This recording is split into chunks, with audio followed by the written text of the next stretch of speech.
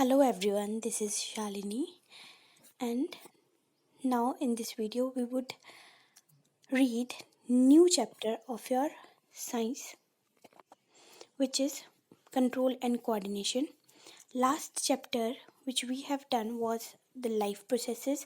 In that we have learned about various activities and various processes which occurs in our day-to-day life in our body. So now in this chapter, we will read about control and coordination between our body. So let's start and read the lesson.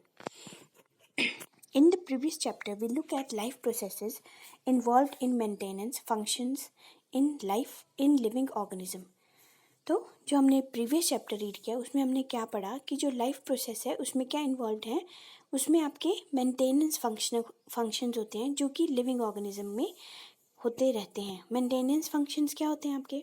Digestion, excretion, respiration, circulation, blood का circulation, वो सारे क्या है? Maintenance function है जो living organism के अंदर होते रहते हैं. There we had started with the notion we all have that if we see something moving it is alive.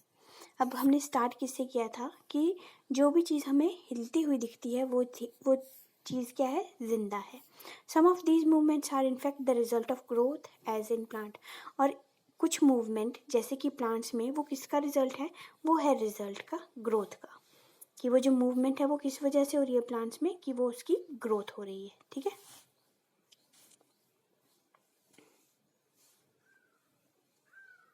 वो मेंशन करता है ग्रोथ को.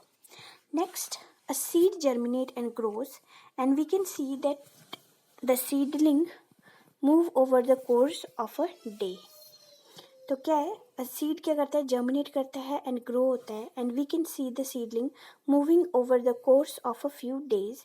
It pushes soil aside and comes out. तो वो क्या करता है? जो भी बीज होता है वो जर्मिनेट करता है, ग्रो होता है. हम उसको सीडलिंग को देख सकते हैं, उगते हुए देख सकते हैं, और उसके बाद वो सॉइल को पुश करता है और बाहर निकल आता है. But if its growth were to be stopped the movement would not happen. और अगर इसकी ये ग्रोथ रोक दी जाती तो ये मूवमेंट भी पॉसिबल नहीं थी. तो some movement as in many animals and some plants are not connected with the growth. तो कुछ मूवमेंट्स ऐसी हैं जो कि प्लांट्स में होंगी, एनिमल्स में होंगी एंड प्लांट्स में होंगी, बट उसको हम ग्रोथ के साथ नहीं कनेक्ट कर सकते. ठीक है. कुछ मूवमेंट्स ऐसी होंगी जो ग्रोथ के साथ कनेक्टेड नहीं है, जैसे कि a cat running, children playing on a swing, buffaloes chewing cud. These are movement caused by growth. ठीक है. तो these are not movement caused by growth. तो ये जो कह रहे हैं कि जैसे एक कैट वो रन कर रही है, ठीक है, बच्चा क्या है? झूले में झूल रहा है, बफलोज क्या कर रही हैं? अपना चारा खा रही हैं. तो ये सारी मूवमेंट ग्रोथ को नहीं शो करती हैं. तो हमें पता होना चाहिए कि ग्रोथ बेसिकली है क्या. So why do we associate such visible movements with life. तो हम ये सारी मूवमेंट्स किसके साथ शो करेंगे लाइफ में? A possible answer is that we think of movement as in response to a change in environment of the organism. तो इसका possible answer क्या होगा कि movement as a response to a change in environment of an organism. ये जो movement थी ये हमने respond किया environment को. ठीक है. The cat may be running because it has seen a mouse. तो वो cat इसलिए दौड़ रही होगी कि शायद उसने कोई चूहा देखा होगा. Not only that, we also think movement as an attempt by living organism to change in their environment to their advantage. So plants grow out into sunshine. अब plant क्या करते हैं? वो grow out हो जाते हैं sunshine में. Children try to get pleasure and fun out of swimming. अब जो बच्चा झूले पर झूल रहा है वो किस लिए झूल रहा है? ताकि वो उससे खेल सके, एंजॉय कर सके. अब बफलो जो च्यू कर रही है अपने कड को, तो वो किस लिए कर रही है? वो ताकि वो खाने को डाइजेस्ट कर सके, इसलिए वो उसको च्यू करती है. तो when bright light is focused on our eyes, when we touch a hot object, we detect the change and respond it with movement in order to protect ourselves. अब होता क्या है, जब हम एकदम से तेज़ लाइट आती है हमारी आंखों पर, या जैसे हम किसी गर्म चीज़ को छू लेते हैं, या हम कोई चेंज डिटेक्ट करते हैं और उसको एकदम से उसके ऊपर रिस्पॉन्ड करते हैं, वो किस लिए करते हैं? ताकि हम उससे खुद को बचा सकें, प्रोटेक्ट कर सकें. So if we think a bit more about this, it become apparent that all these movement in response to environment is carefully controlled. अब अगर हम देखें इसको तो जितनी भी ये सारी मूवमेंट है इन रिस्पॉन्स टू एनवायरनमेंट ये कैसी होती है, कंट्रोल्ड होती हैं. कोई चीज़ है जो इसको कंट्रोल करती है. Each kind of change in environment evokes an appropriate movement in response. तो हर एक चेंज होगा जो एनवायरनमेंट में वो क्या करेगा, अप्रोप्रिएट मूवमेंट को रिस्पॉन्ड करेगा. When we want to talk to our friend in a class we whisper rather than shouting loudly. अब अगर हम अपने दोस्तों से ही बात करना चाहें क्लास में तो हम धीरे से उसके कान में कुछ कह देते हैं, ना कि ज़ोर से चीखते हैं. Clearly the movements to be made depend on event that is triggering it. तो मूवमेंट जो होगी वो किस पे डिपेंड करेगी कि इवेंट क्या है. अगर हम क्लास में बैठे हैं तो हम धीरे से उस बात करेंगे, और अगर बाहर घूम रहे हैं तो हम नॉर्मल उससे बात कर सकते हैं. यानी कि हम अपना इवेंट को उसके अकॉर्डिंग ही ट्रिगर करते हैं. So therefore such controlled movement must be connected. Therefore such controlled movement must be connected to a recognition of various event in environment followed by only the correct movement in respond. In other words, living organism must use system providing control and coordination. तो living organism में हम क्या use करते हैं, control and coordination को use किया जाता है. In keeping with general principles of body organization in multicellular organism, special tissues are used to provide these control and coordination.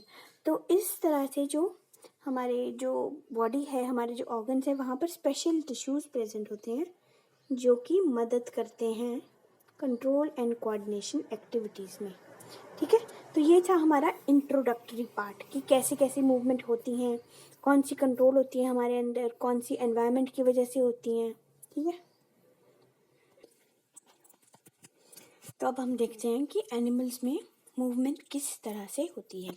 तो एनिमल्स के पास क्या है मूवमेंट के लिए, they do have a nervous system. ठीक है, so in animals such control and coordination are provided by nervous and muscular tissues. ठीक है, तो ह्यूमंस में ये काम कौन कर रहा है, नर्वस एंड मस्कुलर टिश्यूज कर रहे हैं, जो आपने 9th क्लास में पढ़े हैं. So touching a hot object is an urgent and dangerous situation for अस.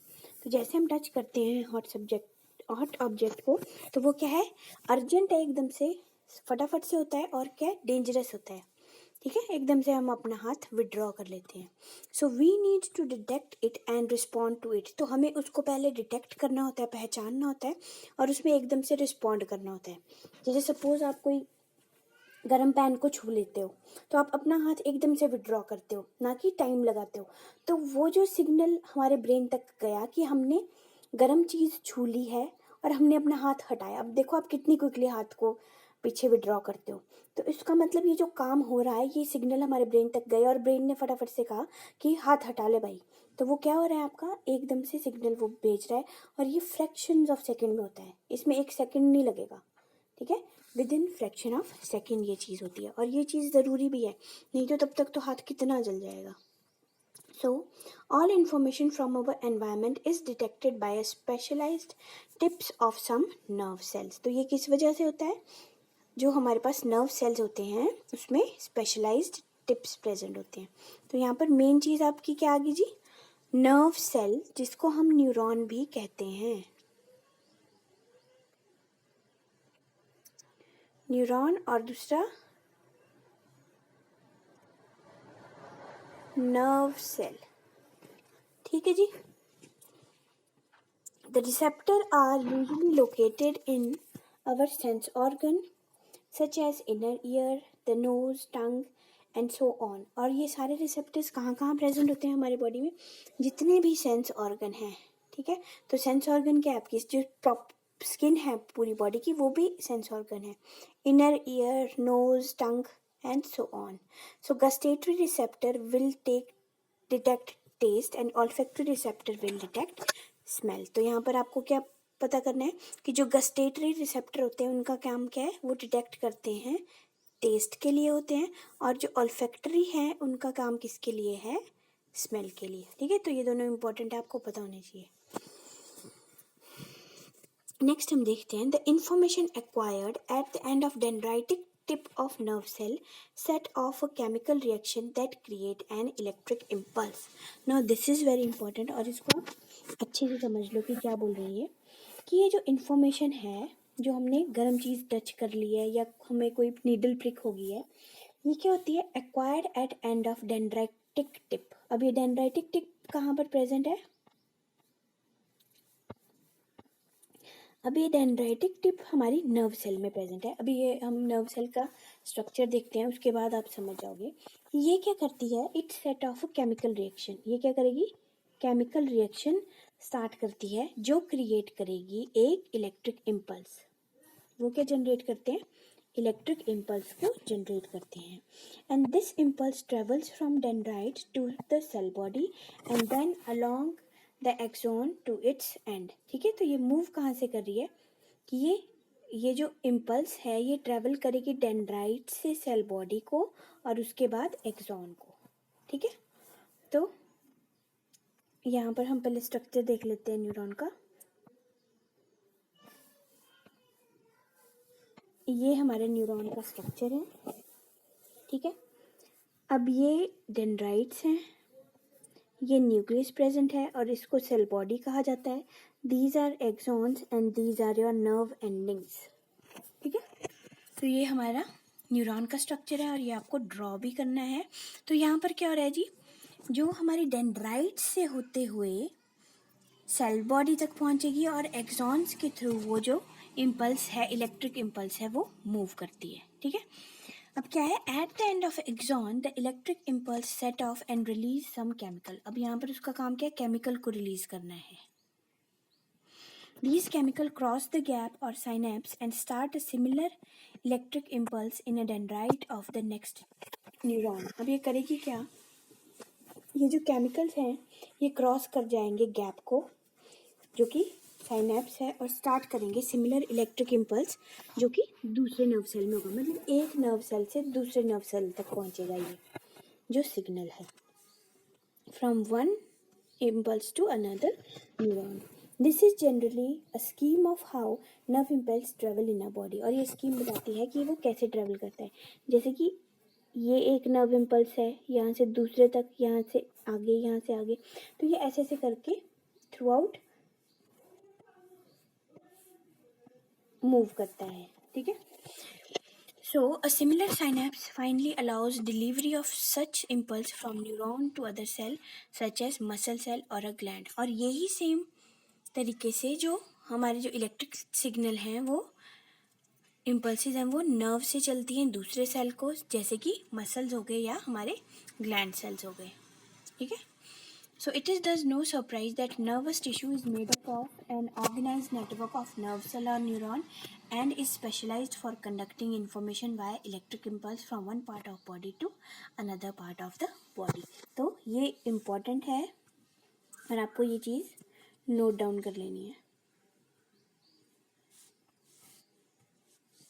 कि जो नर्वस टिश्यू है ये किससे बना है? Organised network of nerve cell से बना है जिसको न्यूरॉन कहते हैं, जिसका काम क्या है? For conducting information by electrical impulse from one part of body to the another.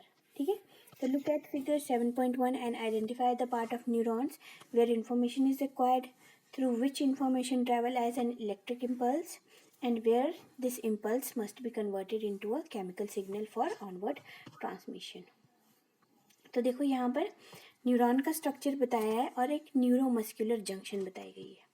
ठीक है, यहाँ पर हम इसको देखते हैं. ये हमारा एक्सॉन है, तो किसका एक्सॉन है? ये हमारा न्यूरॉन है, उसका एक्सॉन पार्ट है. ठीक है, ये नीचे हमारा जो पिंक कलर में बताया गया है this is your muscle fibre. तो ये हमारी न्यूरोमस्कुलर जंक्शन बन रही है जहाँ पे हमारा जो न्यूरॉन है वो मसल के साथ जुड़ रहा है और ये इस तरह से इस जंक्शन को यहाँ पर एनलार्ज करके दिखाया गया है कि ये एक्सॉन कैसे मसल में एम्बेड हो चुका है और ये माइटोकॉन्ड्रियन है. ठीक है जी. सो नाउ अब हम नेक्स्ट टॉपिक स्टार्ट करते हैं. What happen in reflex action. अब आपने ये चीज़ पढ़नी कि रिफ्लेक्स एक्शन होता क्या है. ठीक है, रिफ्लेक्स क्या है? Reflex is a word we use very commonly when we talk about some sudden action in response to something in an environment. Reflex क्या है? It is the word which is used when we talk about sudden action. Reflex का मतलब हो जाता है sudden action.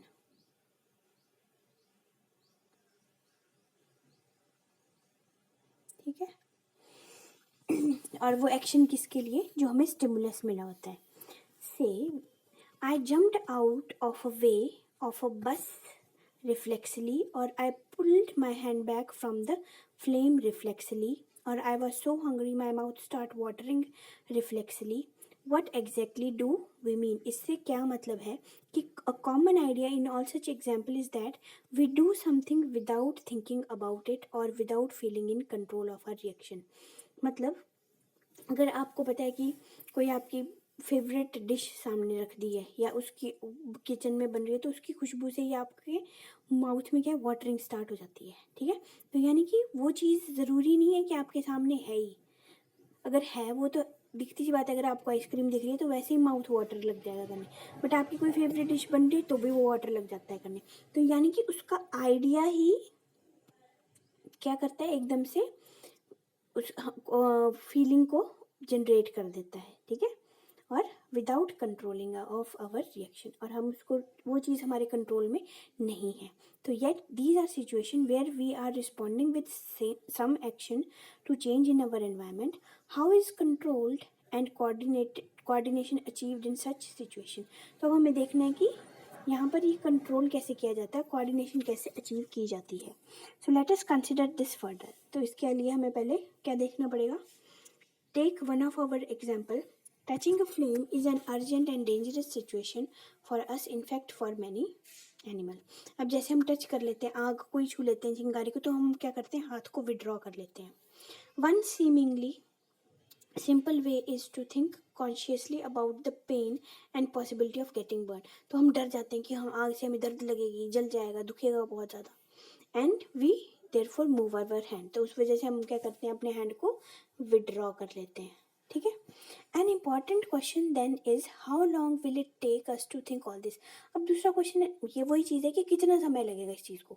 इसमें तो बहुत कम टाइम लगना चाहिए. The answer depend on how we think. ठीक है. If nerve impulses are sent around the way we have talked about earlier, then thinking is also likely to involve creation of such impulses. Thinking is a complex activity. तो यहाँ पर सबसे main role क्या है, think, जो हम सोच रहे हैं. So it is bound to involve a complicated interaction of many nerve impulses from many neurons. So if this is the case, it is no surprise that thinking tissue in our body consists of dense network of intricately arranged neuron. तो जो जहाँ से हम ये चीज़ें सोच रहे हैं वो भी किससे बना गया है, वो भी हमारे न्यूरॉन से ही बनाया गया है. It sits in forward end of skull and receives signal from all over the body which it think before responding to them. तो ये कहाँ पर प्रेजेंट होता है, ये प्रेजेंट होगा हमारे फॉरवर्ड एंड ऑफ स्कल पे, और ये रिसीव करता है signal through out the body से, और उसके बाद क्या करता है, thinking part of brain in school and must be connected two nerves coming from various part of the body. तो similarly, if this part of brain is to instruct muscles to move, nerve may carry this signal back to different part. If all this is to be done when we touch a hot object, it may take enough time for us to get burned. तो अगर इन सारे के सारे process में कि पहले signal पहुंच रहे हैं ब्रेन तक, फिर ब्रेन के बाद लौट के आ रहे हैं, तो इस चीज़ के लिए तो बहुत ज़्यादा टाइम लगना होगा, और उससे क्या होगा, तब तक तो हाथ सारा जल जाएगा. How does the design of body solve this problem. तो ये कह रहे हैं कि हमारी बॉडी का डिज़ाइन कैसे हेल्प करता है इस चीज़ को सॉल्व करने के लिए. Rather than having a think about sensation of heat, if nerves that detect heat were to be connected to nerve and move muscle in simpler way, the process of detecting the signal or input and responding by an output action may be completed quickly. वो कैसे होता है, उस वजह से वो quickly हो जाता है. क्योंकि जो नर्व होते हैं वो क्या करते हैं, वो सेंस कर लेते हैं उस चीज़ को, जो हमारे फिंगर में जो नर्व एंडिंग्स होगी, और वो एकदम से क्या करेगी, इम्पल्स भेजेगी ब्रेन को कि हाथ पीछे हटा लो। Such a connection is called as reflex arc. और ऐसी ही चीज़ को क्या कहा गया है, रिफ्लेक्स आर्क। रिफ्लेक्स आर्क का काम होता है ये, ठीक है।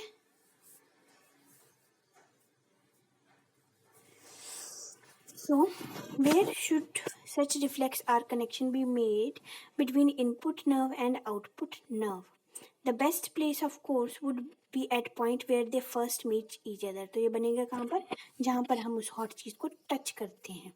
Nerves from all over the body meet in bundle in a spinal cord on their way to brain. तो nerves कैसे move करती हैं?